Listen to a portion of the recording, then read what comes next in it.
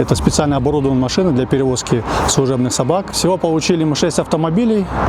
Они будут распределены по таможенным органам, где есть кинологические подразделения. Здесь имеются боксы для перевозки 2 служебных собак. Они отделены от салона перегородкой.